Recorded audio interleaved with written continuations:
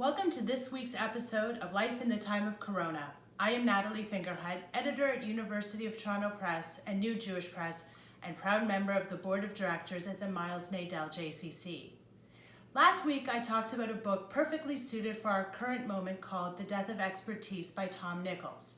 I hope you are all applying his criteria for identifying experts: education, talent, experience, and peer affirmation. Thank you to the librarian south of the border who reached out to say that her 20 years of expertise has often been belittled and ignored.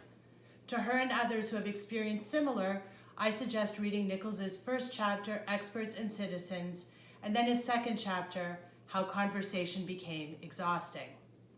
As I mentioned last week, I have a short list of experts that I read when I want to understand the erosion of democracy across the globe. They are Masha Gessen, a fierce critic of Putin and writer for The New Yorker; Anne Applebaum, who is now writing for The Atlantic and authored the definitive study on the Gulag; and Timothy Snyder, a Yale professor of history and public intellectual, who I'm going to focus on today. Let's start with Snyder's mentor, the late Tony Judt, a European historian who at the turn of the 21st century was very nervous that we had not learned the lessons of the past century. He documented those concerns in the introduction to his book Reappraisals, entitled The World We Have Lost, which you can find for free online. Judd wrote that at the dawn of the 21st century, we were standing at the same dangerous precipice as those who stood at the dawn of the 20th century, which, as we know, was a century of genocide, violence, and disruption. Economic inequality was rife then, as it is today. State power dwindles in the hands of a few. Social services are in decline. But the most dangerous illusion that we hold today is, according to Judd, the idea that we live in a time without precedent, that what is happening to us is new and irreversible, and that the past has nothing to teach us. Timothy Snyder is also very concerned about our forgetting the 20th century. A few years ago, he penned a Facebook post called 20 Lessons from 20th Century European History that evolved into a best-selling handbook called On Tyranny, 20 Lessons from the 20th Century. Let's highlight some of the more relevant lessons for today. Be calm when the unthinkable arrives. When the terrorist attack comes, or one could substitute pandemic or economic crisis, remember that some authoritarian leaders either await or plan such events in order to consolidate power. The sudden disaster that requires the end of elections, the end of opposition parties. Anne Applebaum, whom I mentioned earlier, has a piece today in The Atlantic on exactly this point titled, The People in Charge See an Opportunity. Around the world, rulers are using the pandemic as an excuse to grab more power, and the public is going along with it. Applebaum cites a lesson from medieval history. This is a period of time that I spend much of my professional life in. She writes, throughout history, pandemics have led to an expansion of the power of the state. As the Black Death spread across Europe in 1348, the authorities in Venice closed the city's port to vessels coming from plague-infested areas and forced all travelers into 30 days of isolation, which eventually became 40 days, hence the word quarantine. Now pay attention because this is key. Applebaum writes, when people fear death, they go along with measures that they believe, rightly or wrongly, will save them, even if that means a loss of freedom. Such measures have been popular in the past. They will be popular now too. We mustn't stray from the goal of staying healthy, but we must also be aware of the decisions and measures that are being put in place to sustain that goal. This lesson from On Tyranny follows what Applebaum has written.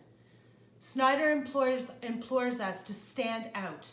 It is easy to just follow along. It is scary to take a stand and to go against what everyone else is saying or doing. But Snyder believes that at the moment you set an example, the spell of the status quo is broken and others will follow. Another lesson, believe in facts. Do not abandon truth. And remember your Nichols.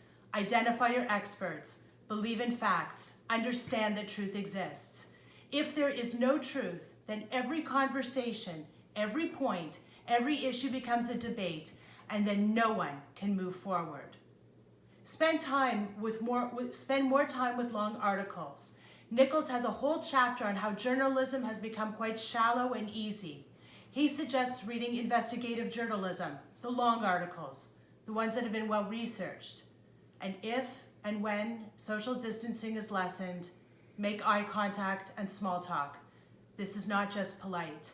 It is a way to stay in touch with your surroundings, break down unnecessary social barriers, and come to understand whom you should and should not trust.